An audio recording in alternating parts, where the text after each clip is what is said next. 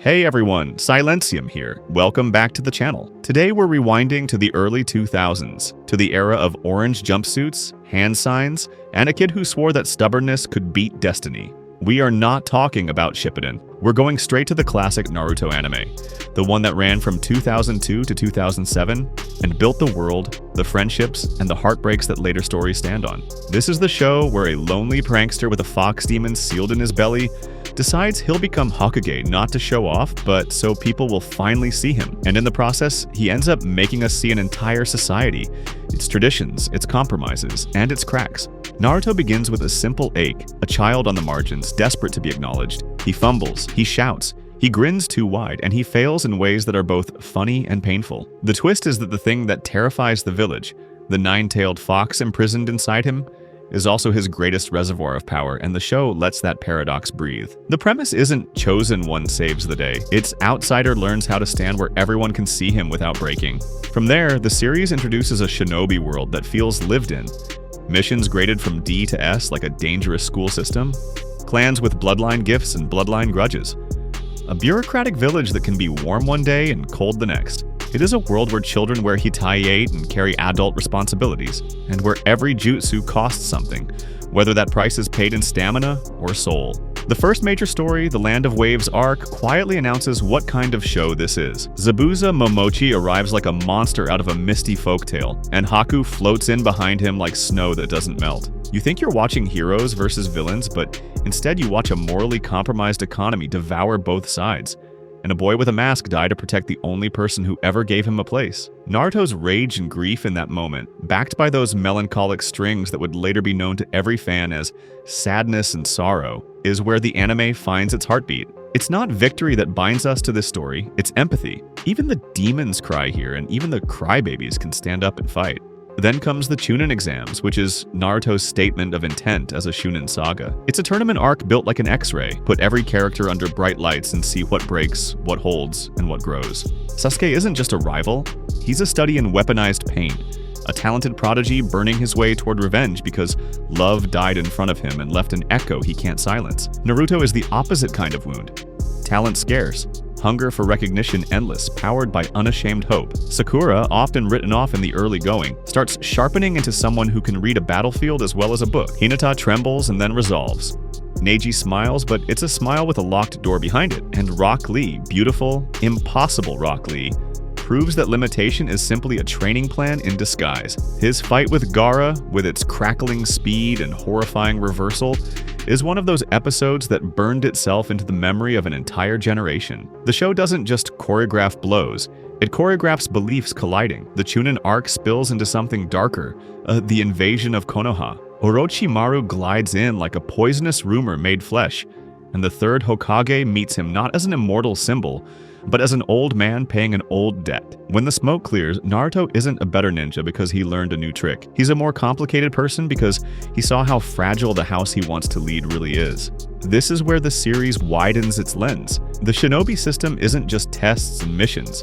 It's also backroom deals, failed experiments, and leaders who die with regrets they never confessed. The search for Tsunade and the time with Jiraiya builds on that widening. The legendary Sannin aren't living trophies, they're walking cautionary tales. Jiraiya laughs loudly so the war years don't echo. Tsunade gambles because, for a while, living felt like a bad bet anyway. Orochimaru does science with the conscience unplugged. Naruto learning the Rasengan isn't just a power-up montage, it's the anime telling us that power worth keeping takes shape slowly, painfully, through practice and purpose. It's also the beginning of Naruto acting less like a class clown with a cheat code, and more like a shinobi who can own his strength. All of that funnels into the Sasuke Retrieval arc, where Shikamaru, a kid who calls things troublesome like it's a mantra, steps up and leads. The Sound 4 fights split our cast like glass. Choji proving that kindness and ferocity can wear the same face. Neji pinning his fate to the ground and choosing a different sky. Kiba and Akamaru digging in with reckless loyalty, and a returning Rock Lee turning drunken footwork into poetry.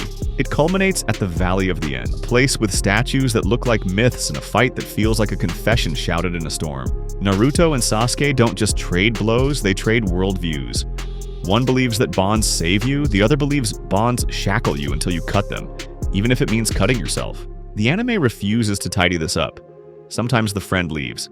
Sometimes the promise you make is a chain you willingly wear, And sometimes the season ends not with triumph, but with determination held together by tears.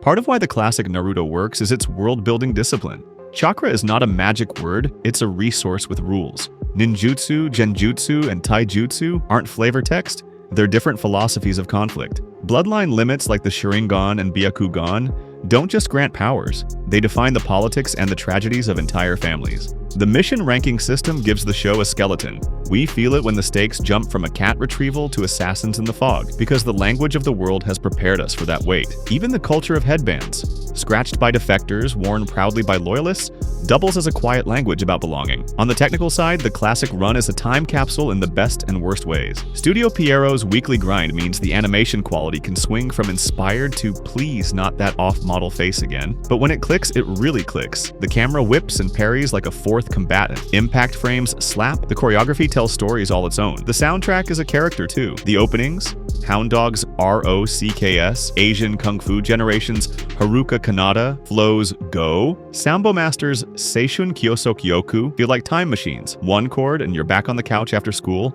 controller tossed aside, eyes wide. The background score shifts from mournful flutes to drum-tight tension, and that famous adrenaline rush we all half-jokingly call raising fighting spirit. Even today, those cues can pull you into a scene before the dialogue finishes its first line. The heart of Naruto is its honesty about loneliness and the stubborn, clumsy paths we take out of it. The show has courage in how it treats antagonists.